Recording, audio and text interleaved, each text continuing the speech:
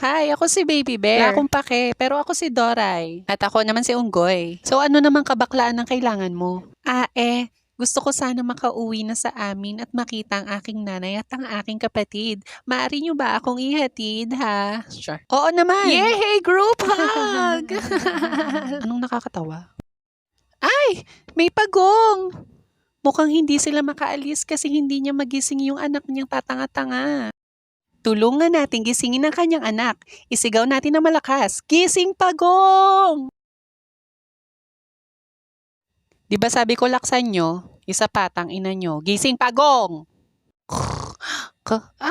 Ayan, nagising na ang puta. Tara na.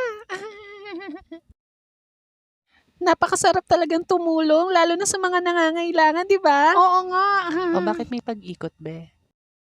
Yay! Saan kaya ang daan papunta sa bahay ng lintik na baby bear na ito? Pag pinili mo ang pula, ibig sabihin tanga ka. O sa asul? Saan kaya? Tut! Tama! Sa asul! Tara na, ihatid na natin ang mukhang unggoy na bear na ito. Oo nga, mas mukha pa siyang unggoy kesa sa akin. Ganon. Tara na. Mama! Mama! Andito na ako! Anak!